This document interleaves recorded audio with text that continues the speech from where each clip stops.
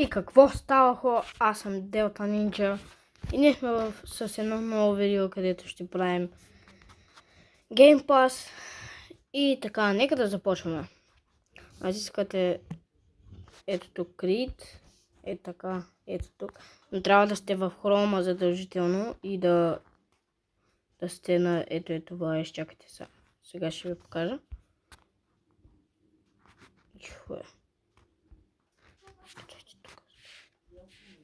Трябва да сте на като компютър, да.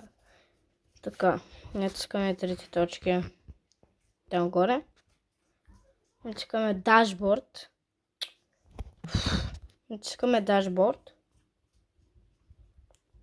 Натискаме сървърчето. Place, там нещо се. Натискаме пак там, където пише дашборд 3. Натискаме. И натискаме Associated Items. Така. После Passes. Creed Pass. И след това пишете нещо.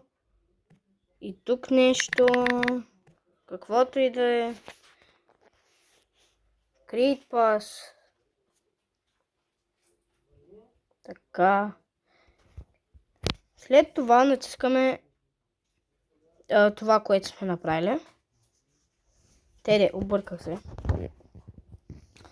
След това, да, натискаме го. След това натискаме трите точки. Натискаме Sale. Item for Sale. След това 40. Каквато сума искате, примерно тази сума аз ще напиша 20. Не. Нека да е 80 робокса. Натискате Save Change и излизате пак от тук и от тук. Ето, вижте, вече можете да се таковате. И ако може,